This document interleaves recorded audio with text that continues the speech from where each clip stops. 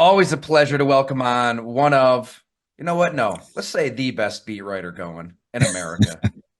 Dave Birkett of the Detroit Free Press. He has covered, man, he has covered some bad Lions teams. He has covered some Lions teams that have teased the locals. I feel like those Lions would always be in first place until right about that first week of December, and Aaron Rodgers would turn it on. But the tide has turned. I cannot imagine what the atmosphere was like at Ford Field, and now the Lions are 2 wins away from the Super Bowl. First off, Dave, how the hell you doing? Running kids around, snow blowing, writing amazing stories. You do it all. Yeah, it's that time of year, but you're right, man. I used to joke with people that I was like the connoisseur of bad football. I covered like Michigan State when John L. Smith was there, and Michigan with Rich Rod, and I did 0-16 with the Lions. And shoot, you cover the Lions as long as I have you seen some bad football, and not anymore. Cannot say that anymore about this team. What year did you start covering the team? So I did the 2008 season. I was not at the Free Press then. I was at the Oakland Press. I left. I covered Michigan for a year. I've been at the Free Press since 2010. A lot of losing. They made the playoffs 3 times before this year, when I was covering them. And obviously hadn't won a playoff game until last week. And here we are, two wins from the Super Bowl now. And I think that's hard for a lot of people here to believe. I think when we did this back in OTAs, maybe when I was out there at the facility, Yep. and there's a lot of hype, a lot of hope. Dan Campbell can get anybody to want to run through a wall, but you weren't really sure. Like, I think, trying to think back to what the apprehension was. Is Jared Goff a quarterback that can Yeah. rise up and win this time of year? He just took down Sean McVay, the coach who basically blamed and banished him. I know he's trying to kind of like explain how that went down and apologize, but let's not forget what happened there. I mean, he was scapegoated, No and doubt. Jared No, Goff beats him. it was, look, you're right. I picked the Lions to win the division, but I think I had them at 10 wins, maybe 11 as I was looking at that schedule. And it was definitely one of those where you thought they were going to be good and they were going to take a step forward, but maybe they were still a year away from like really being in that elite class of teams. And I don't know, maybe we'll find out if they play the 49ers here in the NFC Championship game, if they really are truly an elite team. Or they lost to the Baltimore Ravens, obviously the best team that they've played, and that was a pretty lopsided game. So maybe they still are in some ways, but look, there's not a lot of great teams in the NFL, and the Lions have a really complete roster. Dan Campbell, you mentioned, like, he just gets people to believe, and Jared Goff has played pretty darn good football, really all season, and that's those things are the biggest reason why. I mean, if you have a quarterback, you have a coach and a staff that can really develop a roster, a young roster like the Lions had and have. And, Brad Holmes deserves credit for putting that together. They just seem like a really complete team right now, one that's going to be around for a long, long time, even though, they may have some offensive changes, losing the coordinator and some things that Jared Goff will have to adjust to going forward. Right. Maybe we get our answer when Ben Johnson becomes a head coach somewhere else. But this past weekend, I just found it kind of fascinating because you look at like a Tua Tagovailoa with Mike McDaniel and the Miami Dolphins, and I mean, he led the league in passing. They're winning games. They're scoring 70 points. Yet the last 2 seasons kind of fell apart at the end. And it just Sure. seems like maybe this is a quarterback that shines in a system, but you get a little pressure on him. You have him playing negative wind chill. Something's a little off, and he's off. He takes you so far. And then, Jordan Love is improvising and playing within the offense. And I mean, that's kind of why I always loved him. At Utah State, shit could hit the fan that last year. He had so many Yeah. players graduated hurt. And I think the Packers kind of saw that and said, hey, maybe he's got something special. But where does Jared Goff kind of fall into this? Because I think that would be the argument against him to play devil's advocate against my own point. Sure. Maybe with Sean McVay in that offense, he could only take them to a point. That's what McVay thought. So off to Detroit he goes, and now he's 2 wins away from the Super Bowl. Do you see him as somebody that can transcend a system and maybe win that difficult game and that difficult circumstance that maybe you don't get it this week against Tampa Bay, but like you said, you're probably going to get it in San Francisco or Green Bay even. Yeah, yeah. I mean, Packers obviously are playing really, really good football right now, and shoot, Jordan Love looks like three straight, that they've hit on quarterback wise there, and so Maybe that's some cause for concern in the NFC North for the Lions. But look, I think the cloud will sort of hang over Jared Goff's head until Ben Johnson is gone, just because there are. I mean, look, Ben's a very, very bright guy. I mean, he's done wonders with the offense. I think he will take a head coaching job this year. He should have a couple opportunities. And so there sort of will be that, like, okay, let's go ahead and prove it, Jared. What exactly are you without Ben Johnson? But the one feather in Jared Goff's cap, so to speak, and he's sort of addressed this and for the Lions that matter is, he's got an organization, a head coach, a team that believes in him right now, and he didn't really have that in LA. And so I do think maybe there was a little bit of a fragile psyche there, like that got to him after things started to go the wrong way when they didn't score a touchdown in the Super Bowl, and then they didn't make the playoffs the next year. And so I think there were some things that maybe stacked up against him. Let's say, right? It was just that door that was tough to sort of push open and get through. And here, Dan has not. It's not like Dan Campbell has been easy on him or his coaches have been easy on him, but they've built him back up while still helping him grow, and I think that's been important to his development. And it will be another step to do it without the guy calling plays because he's so good. But I think Jared's in a better place right now to handle that and to excel than he was when he came here a couple of years ago. Boy, he's got such a steely demeanor. He never really gets down on receivers if they drop a pass, or doesn't really get too high. But like, I guess the two ends of the spectrum. Like, when he was first traded to Detroit, what was he like to talk to in the locker room? Because I think when that trade first went down, everybody kind of felt a little bad for Jared Goff. Like, man, the Lions are going to be bad for a long, long time. They've been bad for a long, long time. This guy was in the Super Bowl. He's with Sean McVay. He's with the Rams, and now he's going off to Detroit to die. Like, did he seem bummed out? Like, what kind of mental state was he in when he first got to Detroit?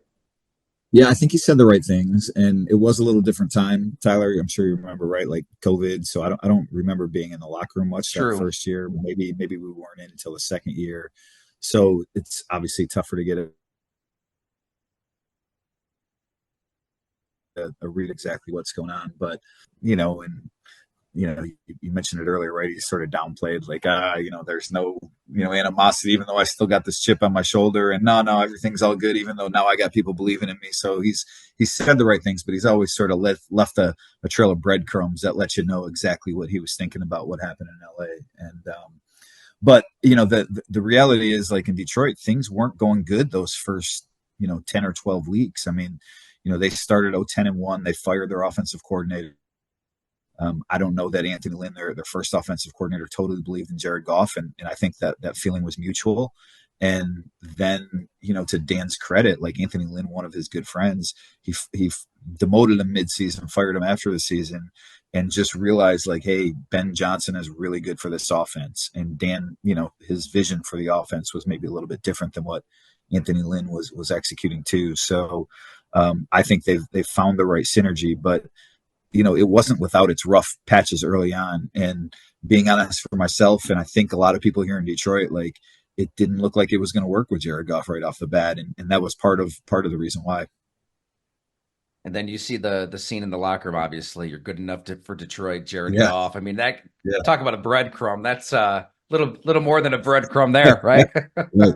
Yeah, and look, he's yeah, there's no doubt that win was meaningful for Jared and for everyone that sort of had ties, and really for everyone in the organization because of the Jared ties. But the look, Jared had some rough patches, and I bet you if you gave Dan and Brad and all those people some true serum, they weren't 100% sure this is what the kind of Jared Goff that they were going to get to. So they, to Brad Holmes' credit with that trade, they took a risk on the upside. They knew there was something there, but they're probably a little surprised by what it all became too. Right. They got a lot of draft picks. They Yeah, got a lot of that was it. capital in Yeah, that trade. But and it worked a out. talented quarterback to carry them through, to figure out what they were going to be, and that quarterback has blossomed. That's what it was. So he gets paid, right? Safe to say they're gonna get something done.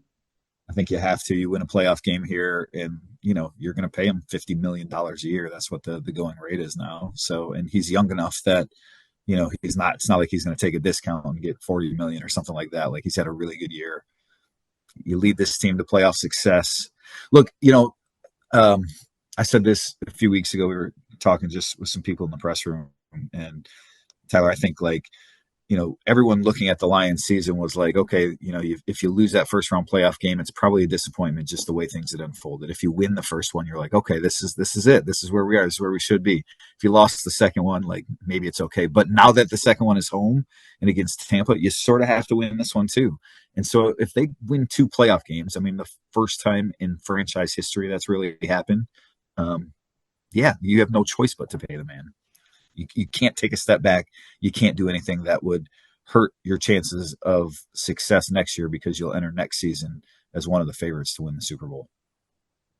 Man, I mean, he is damn good in his own right. Some of those throws he was making in this game and a lot of big games this year, I agree. But Tampa Bay's maybe a little better than some Lions fans think. Like they obviously just slugged the Eagles in the jaw. They've got guys that took down Patrick Mahomes in the Super Bowl that still believe they're that defense, that team. And Baker Mayfield, similar to Jared Goff, is feeling it right Yep. now. I mean, he's rejuvenated. So if you're the Lions, what would concern you? We've talked about it with McGinn a bunch on that podcast with the pass rush. I mean, they've been cycling through so many Yep. different options for the love of God. I mean, Bruce Irvin's been dusted off. Then the Dolphins dusted him off. It's crazy that he's still in the league at 36 and trying everything. I mean, James Houston's been out all year. Aleem McNeil's back inside and played really well this past week. But what concerns you about that? Probably something on the Lions defense. You think Tampa Bay is Yep. going to try to attack? Well, the secondary, I mean, they've given up a 100-yard receiver 4 straight weeks and good receivers, Justin Jefferson, CeeDee Lamb, Jefferson again, and then Puka last week, obviously. But the secondary has some issues. I mean, the Lions have to blitz in order to get pressure on quarterbacks to help Aiden Hutchinson, and that sort of leaves some one-on-one matchups that, good quarterbacks have taken advantage of. And Ty, if you go back, I went back and watched the Week 6 Lions Bucks game the other day. Baker missed 3 touchdown passes, like 3 long touchdowns, guys that just broke free, got behind the secondary. Mike Evans once and the rookie Trey Palmer a couple times, and he just flat out missed them. One pass got tipped at the line of scrimmage and was intercepted. The other ones he just didn't connect on. Those he hits on those, it's a different game. I mean, the Lions, that was their worst rushing game of the season the first time they played Tampa. Jahmyr Gibbs was out. Montgomery got hurt in the first half in that game. So, there's some extenuating circumstances. But I think the secondary, Tampa does a lot of max protect when they take those shots. That's not good for the Lions pass rush because they don't have a lot of guys that can get home one-on-one. That's the biggest issue to me. And then it is a really good defense. So if it turns out to be a low-scoring game, hey, that's one of those where anything can happen. If you give Baker the ball and Tampa's down 6 with 2.5 minutes to play, you just never know in a situation like that. Man, that's such a great point. I mean, like Cam Sutton, he gets burnt by Puka Nacua, but then he makes the play at the end too, I believe, right? So it's like give Definitely, it, take away. maybe a little pass interference there. Some people, I definitely heard from some Ram fans on that, but yeah, no, it's There's Rams the fans? What? yeah, I know, right? Maybe it was You heard from all Packers three of fans in them. disguise. Right, Yeah, right. but no, I mean, you're right. Look, to the Lions, to the credit of the secondary, they have been burned by big plays all year, or had the opportunity to be burned by them. Derek Carr didn't take advantage. Jimmy Garoppolo when they played the Raiders, so there were some opportunities out there that quarterbacks have missed. But last week, red zone, end of the game, the secondary made some plays, and that's where I guess if you're going to have them, right, that's where it matters. So you hold the Rams to 3 field goals in the red zone, and that's the difference. That's why you win that first playoff game. They get a touchdown or two there, all of a sudden it's a different script. I think in trying to explain the Lions, you have to kind of look at what Brad Holmes and Dan Campbell have done for 3 years, right? Trying to find that specific DNA. Somebody who's been through some shit, overcame it, is going to make that play in the fourth quarter when they're running on E. Yeah. Like football isn't won on a spreadsheet, but like, is there a player on this team that maybe we're not thinking about enough, talking about enough, that embodies everything that they've been building? I mean, Khalif Raymond Yeah. stood out to me when I was out there with everything he's been through with his mental health and even back to Yeah. sending out a zillion emails to colleges. But you're covering that team day to day. Who's a guy on that team that say that's why the Lions are kind of here?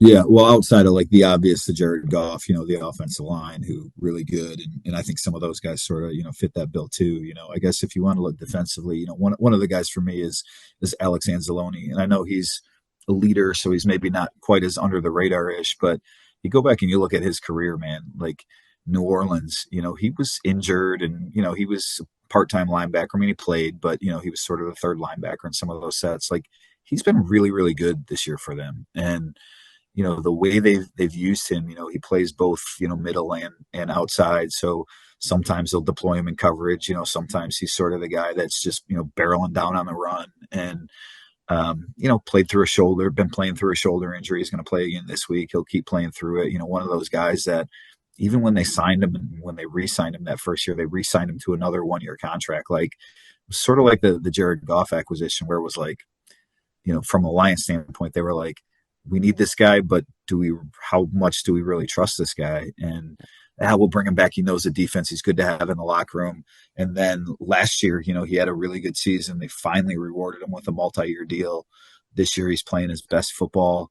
Again, being used in a little bit different role. Been really good in the locker room for Derek Barnes and Jack Campbell. And so, he's one of those guys that, because of the name and because he plays such a prominent position, virtually 100% of the snaps, like you don't maybe think that he's overcome some of that adversity like some of these other guys. Ifatu Melifonwo, who was on the bench for 2.5 seasons before he got a shot, or Khalif Raymond, like you said. But I do think Anzalone he embodies a lot of that, where he's been through a lot of that shit. He's just sort of sorted through the muck, and now he's blossomed in Detroit and become a pretty good player. Well said. I mean, all of the injuries. You might have written about this. Sorry if I missed it. And I don't. Maybe he hasn't really opened up on it, but everything going on in Israel, right? Doesn't he have family back there? Well, his parents were over there on vacation, essentially a church trip, That's right. when fighting broke out. They're home now, no issues now. But it was sort of the he had that. He got injured. His wife had a baby. Like it was all like bang, bang, bang. Like he had the most interesting week. Like around. But yeah, it was. His parents were okay. Um, they ended up getting out of there. I think a few days after the fighting, if I remember right. But no family that I know of that's over there now. Good Lord, that's horrifying. I can't imagine. So, all right, let's just get to this game. I mean, how crazy is that stadium gonna be, and how crazy was it? Like for Yeah. being? It's one thing to see it on TV. It's another thing to actually be in that press box and feel it. It was, I mean, legitimately from an hour before the game, like it was nonstop. It was 4 hours of just a rock concert. Like everyone was, at level 10. And Dan said it, when he walked out like of the tunnel, like he could sort of feel the vibe. And, Matthew Stafford comes out, and I think people were kind of wondering what kind of reception he's going to get. The whole crowd boos him. Jared Goff comes out, they're cheering, they're chanting his name. Like, one of those things that I'm sure Jared Goff will never forget, the way that he was serenaded, and anyone who was there will probably never forget that atmosphere. I mean, when the Rams had the ball, like the noise just didn't stop. And when the Lions had the ball, it was remarkably quiet. And even when at the end of the game there, when, moments it seemed a little tense, like, okay, Matthew Stafford, they've seen him do this before, 30 couple comebacks, and, he's got the ball, 7 minutes left, and like, what's going to happen? Like the crowd was just, it was bonkers. And this week's going to be even crazier. I mean, Tyler, the before last week, I think the loudest, craziest game I saw at Ford Field was 2011 Monday night game against the Bears. Or like Bears had like 9 false start penalties. It was the Lions' first home Monday night game in like 12 years, so it was brand new, to like a whole generation of fans. Like, there was some excitement about the Lions, and oh my God, this is great. We're prime time. And well, think about that, times 3. Like the Lions hadn't hosted a playoff game in 30 years. And all of a sudden, they're playing their old quarterback, and Jared Goff is facing his old team. And it was just electric. And, Eminem comes on the scoreboard, and the place, just erupts. And during introductions, Jared Goff is introduced, and the place is deafening. So it was, Baker Mayfield said in his press conference Wednesday that he talked to some of the Rams guys obviously he played for the Rams last year, and that they told him it was the loudest, best environment they'd ever seen. And so it just, and again, I know Rams, right? They don't have many fans, but yeah, no, it was definitely something to behold. I'm trying to think of a comp. Like my wife went to the Ed Sheeran concert in Detroit this past year, Yeah, and that's when Eminem came out and did "Lose Yourself." Like when Ed did just started the intro, and there's yeah, the clip on Instagram is amazing. I'm guessing like that raucous, deafening boom is exactly what it was like it for was wild. that game, and to have Eminem there.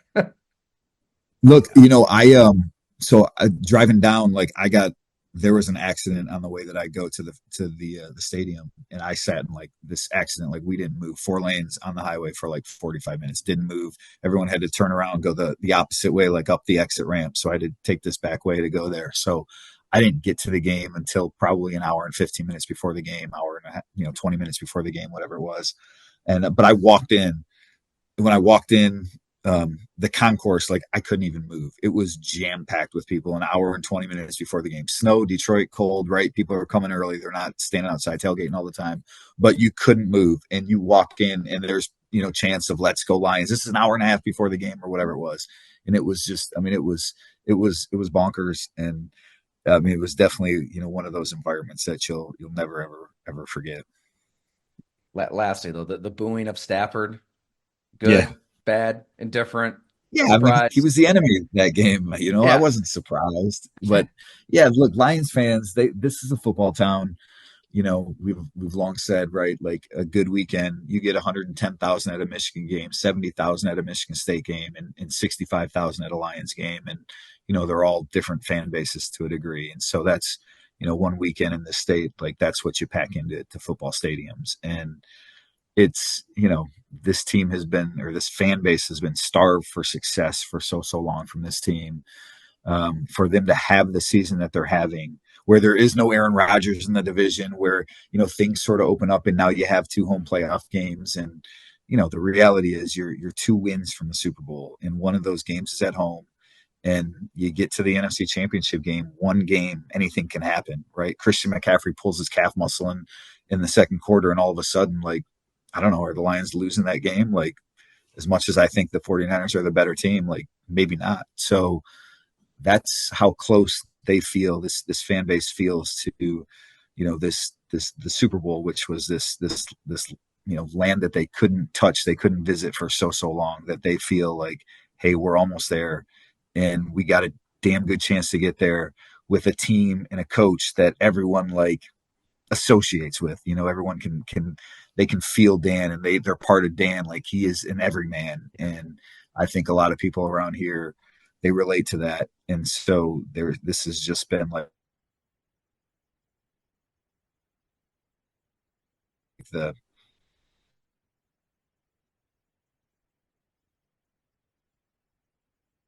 storybook in a lot of ways. And in the back of my head, look, Niners, but in the back of my head, I also think them just the way that things have unfolded and the way this thing has been put together. Spectacular stuff, Dave. Man, I can't thank you enough for carving out a little time for go along here as you're cranking out the Yeah. content at the Detroit Free Press. So we'll let you get back to it, and hopefully we'll see you out there in person in a Hey, week or this two should be a weeks. fun I'll one, make man. sure I get back out. Sounds good, man. I'll see you at some point here. Thanks, Dave. All right, ladies and gents, this is a treat, and he's fist pumping, and I'm going to fist pump too because we did this last year, Joshua, and it was awesome. Joshua Brisco, co-host of The Zone, and also the Chiefs post-game show at Sports Radio 810 in Kansas City. A great thinker when it comes to the Kansas City Chiefs. He thinks outside the box, an analyst, and you gave us such a great perspective last year ahead of the Super Bowl in Phoenix against the Philadelphia Eagles. I don't remember what you said, but I'm sure you nailed it, Josh. I'm absolutely sure you nailed it. I think Chiefs thinker is going to make it to the bio somewhere. I love that. I'm here to be a thought leader. I'm here to ask questions that make you think, and then we'll see where we end up at the end of it all. So thank you for having me back. I've been enjoying your work all year long, and I am excited to be here to try to explain the Chiefs to you. It should only take, I don't know, 6 to 8 hours. Well, I mean, I mean it though. I think you think outside of the box. We like bringing people on the podcast who aren't just kind of accepting the podium slop, the topic du jour and writing those 15 inches. So yeah, it's a weird team. It's been a weird season. I guess to jump right into it, how is this Chiefs team and this playoff run different than last year's Chiefs team and that playoff run? I was afraid that that's where you were going in terms of the scope of it all, because this Chiefs team right now is fundamentally different from the Chiefs team from 2 months ago, which is fundamentally different from the Chiefs team who won the Super Bowl, which is et cetera, et cetera. So the team we're seeing right now, as opposed to the team that we saw win the Super Bowl, the defense is better, which is kind of hilarious. The defense was good last year. Jalen Hurts went crazy. People forget about that. But the defense is actually better right now. They have even more pieces, and it's gelled even better. But as everyone has seen, the offense has had some of those issues that are just kind of hard to put your finger on. And Andy Reid's been on this company line at the podium, giving us the podium slop now so much this season of, we're just a tick off. Like, it's become mimetic around Kansas City. It's like if you crash into your neighbor's car on the street, you were just a tick off. Like, you were so close to not hitting your neighbor's car. But that's really been their season. It has been a season of close but no cigar, or a season of good team, not great team, getting in their own way.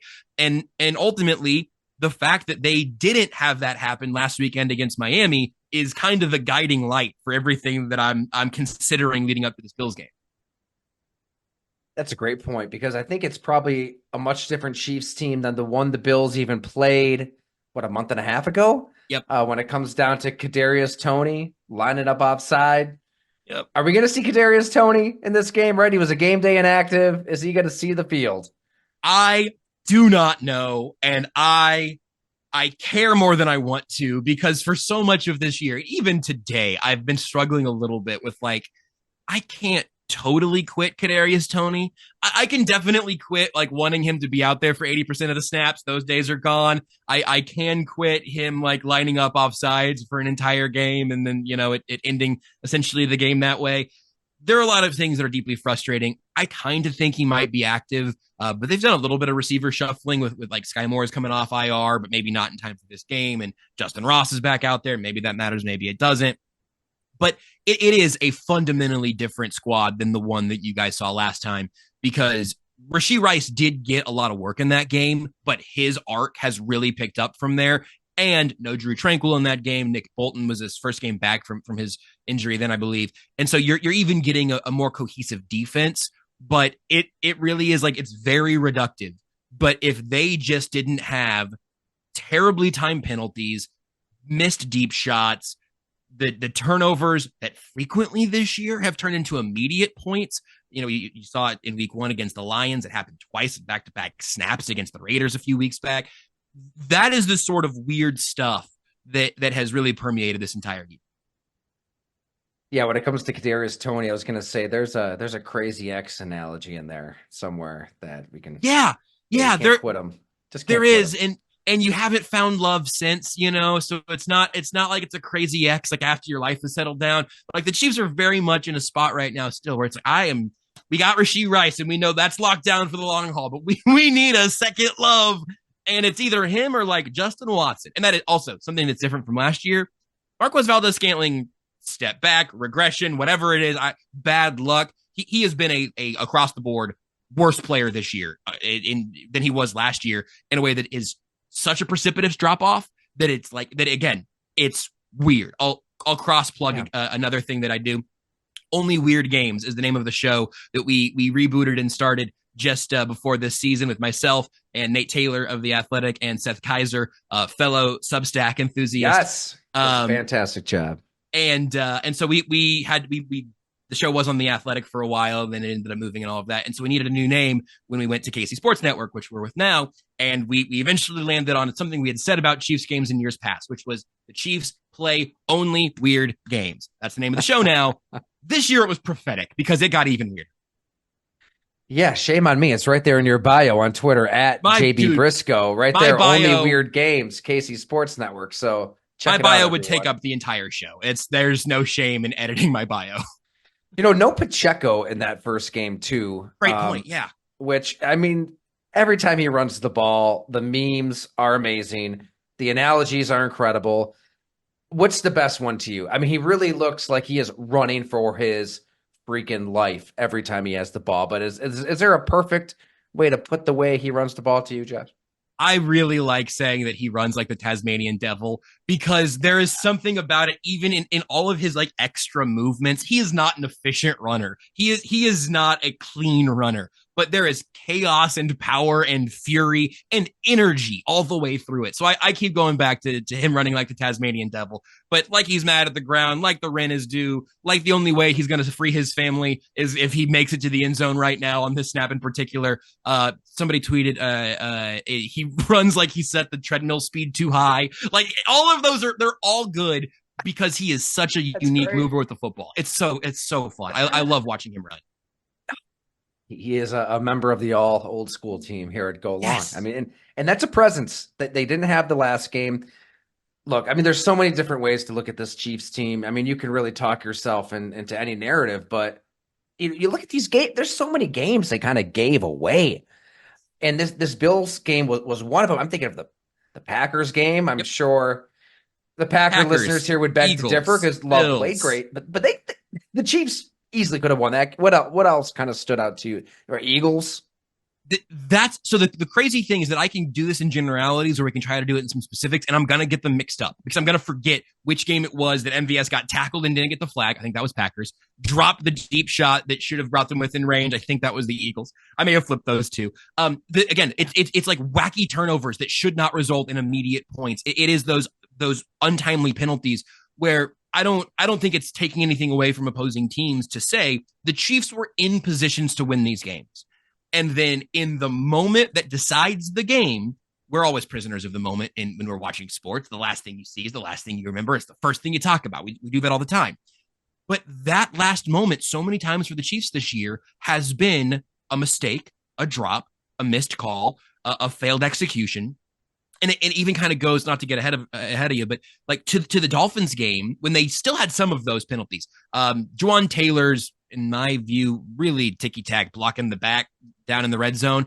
That took a touchdown off the board that ended up being a field goal. So now when we talk about the Chiefs having red zone problems, we're really talking about plays like that. What is it that got in your way at the end? And again, they have found ways to do that so many times this year that the city is collectively done watching Marquez Valdes-Scantling run down the field. They don't like to see McCole Hardman try to track a deep ball. There has been an open call for playmakers in this offense that guys have routinely been in positions to make plays and then not actually made them. And again, there are so many examples. It is easy to paint a world in where this team wins at least 3 more games by just playing like reasonably clean football. And it usually does come down to those wide receivers screwing up in some epic fashion. So you can look at it and say, well, if Marquez Valdes-Scantling just catches that ball, they win that game. But they haven't turned that corner. Like it's not like they've fixed it. I guess, like you said, Rashee Rice has come on. Finished with 938 yards and 79 receptions, 7 touchdowns.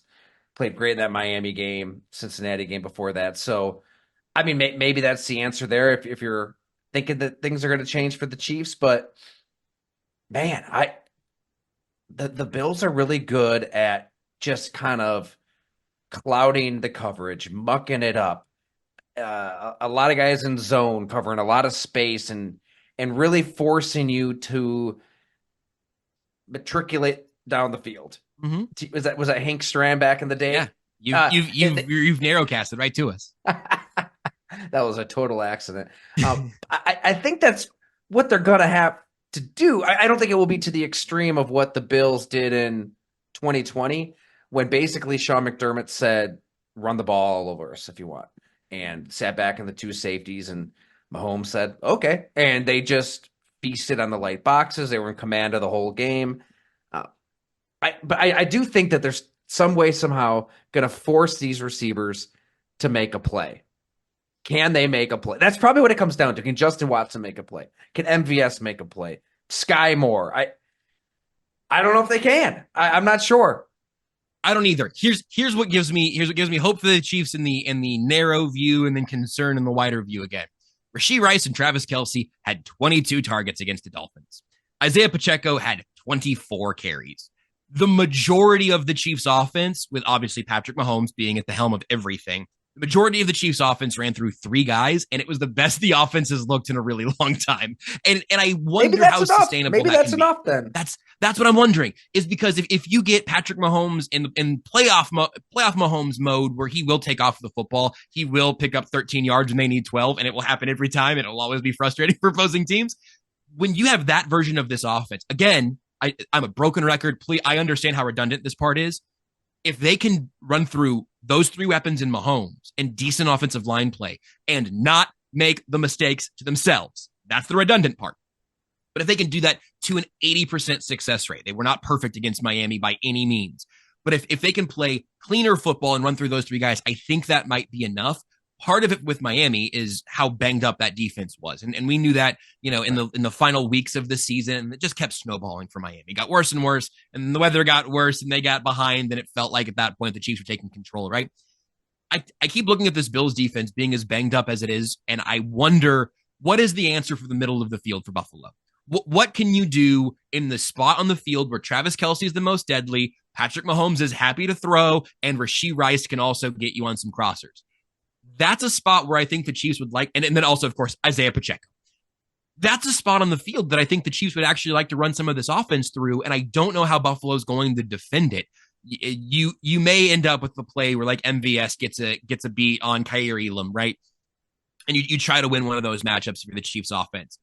I think they will probably need one of those plays to land in this game. Yeah. I think if we're talking about Baltimore in a week, I don't work for the team, so I don't mind looking ahead a little bit. If we're talking about Baltimore in a week, I think we're going to be talking about the Chiefs needing several of those plays to land. With how good this defense is, I think they can run it through Mahomes, Kelce, Rice, and Pacheco and win this game. I really do. That's a great breakdown. And I chuckle because I can just see this game still coming down to those 2 players. MVS, who's been embattled in KC, and former first-round pick Kaiir Elam, who the Bills have tried to hide since they've drafted him, basically. Which they drafted him right after the Chiefs jumped over them to get Trent McDuffie, adding the layers to this narrative. Totally, which that draft was incredible for the Chiefs. And could you see it coming down to that? One-on-one, deep shot, who makes the play? And I think MVS will be open, and I think the ball will be where Mahomes wants to put it. I do not know what will happen after that. Right. Who the hell knows? Who knows? So is Kelce, I'm not going to say done. I'm not going to say washed. Obviously, he still put up really good numbers. He can still make plays. But, I think that his yards per reception, 10.6, that's the lowest it's been in his career. He had how many drops against Miami? 3? And I think he had 2 or 3 just against Miami. He had several this year, for sure. What are you getting Travis Kelce right now? Because he's somebody who has torched the Bills in the past. Think about that overtime touchdown. The 13 seconds game, it was so crazy before overtime. It's easy to forget that they were a knife through butter right down the field, and it ended with just a perfect throw, Mahomes to Kelce over Matt Milano, who's not in this game, obviously. So no Milano, and you don't have his backup. You would think that Kelce would just go to town in a game like this, but it's not the same Kelce, is it? I have been a little bit bummed by the narratives around Kelce this year. And obviously a lot of them end up being Taylor Swift adjacent for just like having the craziest story of the NFL season. I mean, the most famous woman in the world, arguably. But I've been a little bit bummed by the narrative there because I do think a ton of the like quote unquote slowed down Kelce, which I think is somewhat fair. I think a lot of that is the Chiefs' fault. I really do. Because what happened this year is they came into this season saying Kadarius Toney and Sky Moore will be the guys who take pressure off of Travis Kelce when opposing defenses are game planning. Kelce's workload went down a tiny bit last year, like they were kind of trying to move in that direction to make him not a part-time player, but not an every snap player. They go through that experience last season, and then again this offseason they come in and say Toney, Sky Moore, those guys are going to step up and take some of this weight off your shoulders. Then in the final practice before Chiefs Lions, he hyperextends his knee. He misses week 1 and then he comes back. And then again in the Minnesota game, his foot kind of shifts weird in the turf there. His cleat gets caught and he ended up coming back in that game, I think, but I can't remember when in the game it was. But that still, I wondered about how much that was affecting him for a while as well. But then it wasn't until late mid-season that Rashee Rice proved that the defenses need to care about him. And when Rashee Rice hit that level, he was the first player on the Chiefs offense who could honestly say that. Sky Moore was basically a non-factor, and Kadarius Toney was a net negative, and has been over the course of this season. So it's funny because Travis Kelce does not extend his 1,000-yard receiving streak while being the second leading receiver amongst tight ends this year. George Kittle now has the longest active 1,000-yard tight end receiving streak with one. That's the new active longest streak right now. So he ends the year, like 16 yards short of 1,000, and he did it in 15 games because he didn't play in week 1 or in week 18. And defenses who seemed like they knew what they were doing just keyed on Travis Kelce so much in the first half of the season. And especially as the wide receiver issues became more evident, I think it may have even ramped up. Say, hey, if you let number 87 beat you, you should get fired on Monday because make it be somebody else. And a lot of defenses did that, and other guys got in the way. So I think that there is something to be said for coming up with the succession plan for Travis Kelce. I think there's something to be said for assuming that he plays 2 more years, finishes this contract, and then retires. He was asked about it in a presser a couple of weeks ago, and said that he intends to keep playing, even though there was some retirement talk in a Wall Street Journal story he did maybe a month or so ago. But I think the plan of him finishing out this contract probably still holds, and he is still awesome. He's deceptively slow looking in space because he's a I think it was Arif Hassan who said he looks like a gracious moose or a great what was the specific word he used? A galloping moose in space, something along those lines. That is stuck with me, but apparently not enough to remember both look words. A galloping moose, yeah, I like that. He really does, and he also, if you've ever tried to tackle a moose, I bet it feels like tackling Travis Kelce, which is really unpleasant. So the drops are one thing, and that's not great. That doesn't feel like a great sign. The frustration on the sideline that we've seen at times, I think, has been a factor of how poor this offense has been and how invested he still is in all of that. So I bristle a little bit about like the end of Travis Kelce talk because I think he's actually been a better player than he's gotten credit for this year as the only real weapon that Patrick Mahomes could trust in this offense, at least until Rashee Rice proved it in real huge ways, which I think is still expanding now. Man, I hadn't looked at it like that. It makes a lot of sense. And I would think the Chiefs are thrilled that, well, relatively healthy, but Kelce at this point, got to be feeling pretty good. And Mahomes is playing on one good leg last postseason. I mean, that was the Jaguars game where he just gets pretzeled in a mountain of bodies and wins a Super Bowl, hobbling around. So I know it hasn't been the same Mahomes, and I'm kind of with you there. Maybe that narrative has kind of been beaten down a little too much too, but he's healthy, and he just ramps it up in these games. So that would scare me if I'm Buffalo. Like what? Yeah, maybe this Tyreek Hill ain't walking through that door, but he did get to a Super Bowl and win a Super Bowl without Tyreek Hill and with one good leg. So that part gets left out all the time too, where it's like, oh, you're finally seeing the impact of no Tyreek Hill. And it's like looking like, did you guys all see that? Did you watch last year? Did you miss it?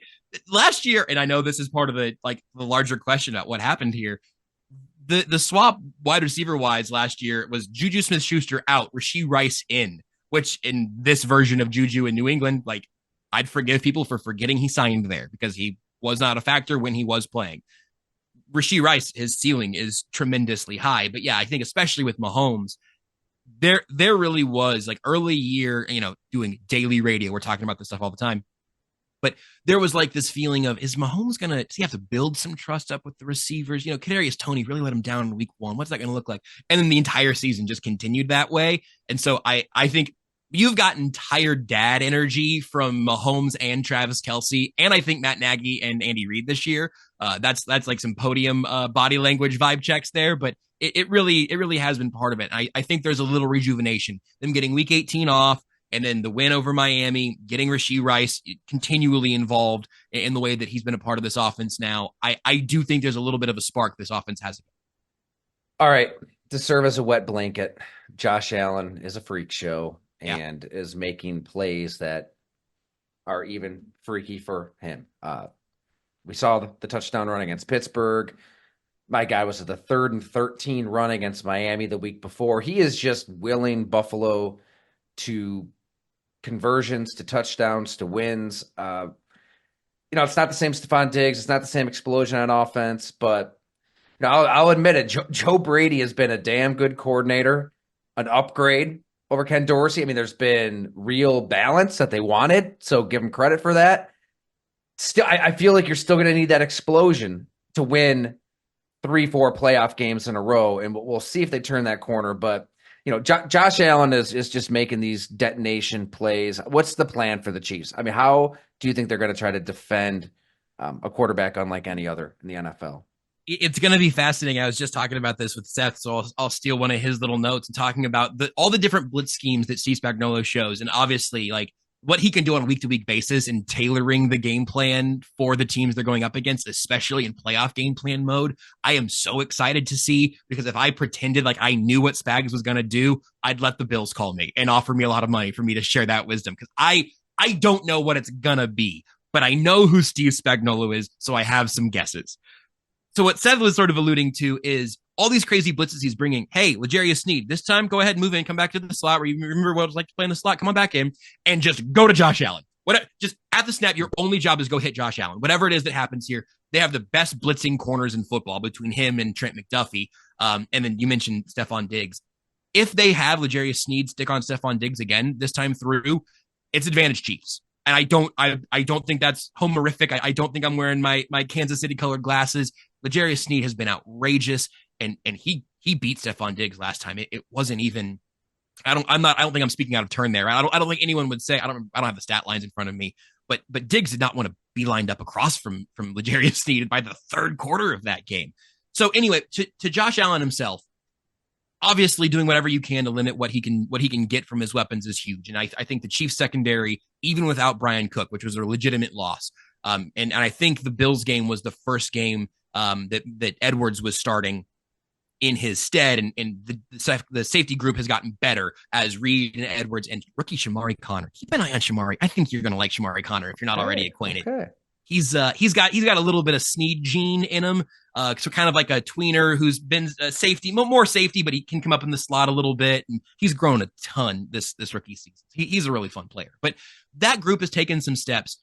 I think a lot of it's going to be about Nick Bolton and Drew Tranquil, though, and I wonder how often they'll be on the field together. I wonder how often they'll be the 2 linebackers on the field together, then Willie Gay as the 3rd. Whatever they're going to try to do, and the tight ends are going to be a problem. Like that's a huge factor in all this we haven't really talked about yet. But I think if Spags can show Josh Allen a couple of things at times he hasn't seen before, just to get that half second of hesitation, then that opens up the other trickeration that Spags is always trying to do. Games up front, games in the secondary, games off of the edges. I think he's got to try to keep Josh Allen in his head a little bit, because when Josh Allen is playing free football the way he wants to, he is as good as anybody, Mahomes included. Like that, the best of Josh Allen is the best of football. But you get those Josh Allen chaos moments. You find a couple of times a game that you can get him to do something totally inexplicable on first down, and everything is back there in front of you again. So I think that has to be the goal for Spags. I think the actual way he takes those steps to get there are going to be fascinating to watch. I'm thinking of this Pat Peterson blitz, or he had a clear shot at Josh Allen this past weekend. He just missed. Like, it is easy. You think you have this guy broken down, and he just sticks that back foot, lets you fly by, and he's gone. I mean, it could just come down to tackling, which football, they're great at. Blocking that and is tackling. Something the Chiefs have. If you send that corner, yeah. It was something about the Dolphins running game that did not stress me out in either the Germany game or last week, that does stress me out a little bit on the Chiefs' behalf for the Bills here, is the Dolphins want to do all of that stuff they can horizontally. Go ahead and run at McDuffie and L'Jarius Sneed or Jalen Watson or Joshua Williams, whoever the 3rd corner ends up being. It is a physical tackling group of corners. That might not help if you're running down the middle. Good point. So, all right. I don't know if you do predictions, but what are your thoughts? If you have a prediction, or how is this game going to go down? Because I still am kind of torn myself. I didn't think I would be here. I didn't think I would be saying this before Chiefs Dolphins. I did pick the Chiefs to beat the Dolphins. But I have just kind of been waiting to finally say, all right, I think it ends here. This season has been up and down, but the Chiefs are good enough. Their quarterback is good enough. Their coach is good enough, and their defense is good enough that they were never going to miss the playoffs, right? But I really thought they go to Buffalo. That's probably where it is. And I've talked myself out of it this week. I think all of the injuries across the Bills defense and the number of spots they're going to have to try to hide defensively would really worry me as a Bills fan, because I think even as the Chiefs have a relatively limited pantry of who the guys are they want to go to, if they play those three, really four cards right with Mahomes, Rice, Kelsey, Pacheco, I think there are enough combinations there to give the Buffalo defense a handful. I also think that the Chiefs will make a couple of mistakes that if they make 3 mistakes might cost them the game. If they win 2, they might be going to the AFC Championship game again. It is going to be a fine margin. But the score I've got scratched down over here that I guess I'm going to stick to because we do score predictions. I've got Chiefs 23, Bills 20. I think this is a low-scoring game where the Chiefs defense, as has been the story of the year, the Chiefs defense is going to hold the Chiefs into the game. They will be there because the defense will not let them down. This will not be 28-3 at halftime. There's no world in my eyes where the Chiefs defense just melts down, even though I love Josh Allen. I think you'll get him. I think I got 20 points from Buffalo, and that's respect against the Chiefs defense. But I don't think it's going to be a whole lot more than that. So it comes back around to a very weird thing to say about a Patrick Mahomes and Andy Reid-led Chiefs team. But can the Chiefs offense put up 20-plus points? And I think if they can do that, I think they're going back to the AFC Championship game again. Well, isn't that crazy? Like that it comes down to that. Can Patrick Mahomes and the Chiefs score 20 points? I've been trying to get used to that phrase and that question for 20-some weeks now, and it still feels ridiculous to say out loud. I think the sheer force of will of one of these quarterbacks is the difference. And Mahomes is the closest that we have to Tom Brady and probably will for a while.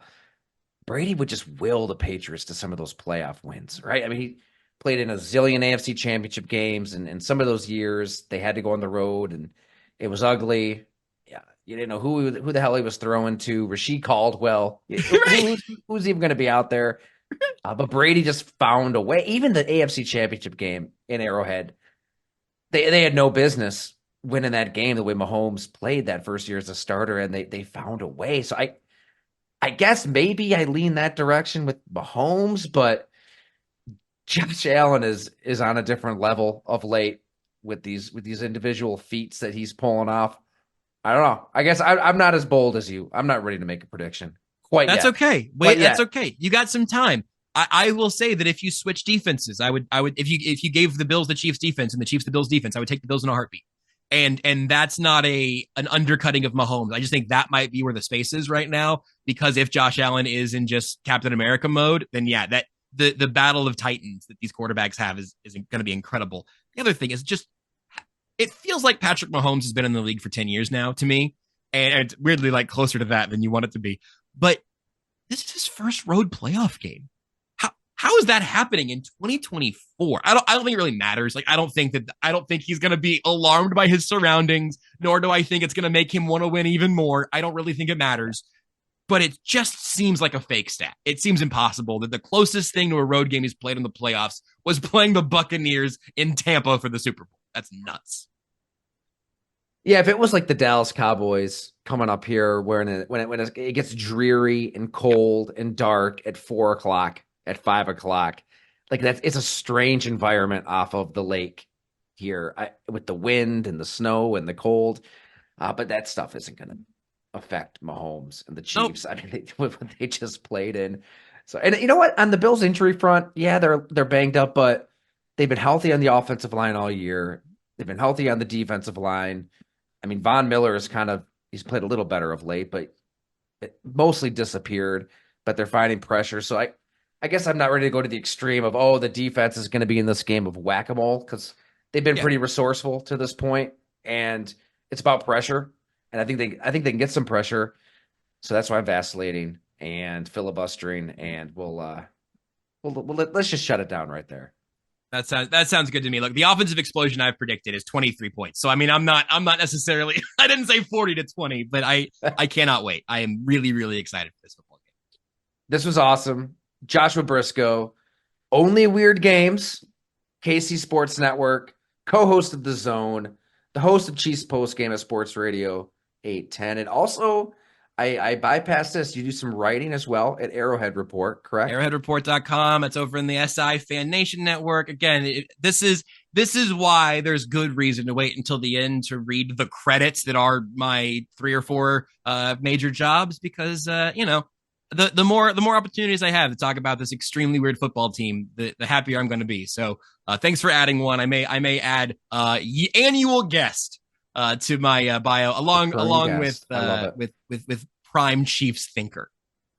Well, I think the last time we had you on, all they remember about it is we compared the Thursday night game between Denver and Indianapolis to the movie The Human Centipede, which I've never seen. I also have it. I just had the Wikipedia page. I've never seen it, but I do remember us comparing a football game to that abhorrent film, I which, think it's all in the title, I suppose. Yeah, I think we may have been too mean to Human Centipede, actually, That's upon right. further review. all of the centipedes took great offense to that. Alrighty, man. Good to see you. And congrats on getting married. Thank you, That man. happened. It happened. I can't believe there's been years and years and years than this last year. So thank you for having me again. Let's do it again in 10 years. It's actually 1 year. Fantastic.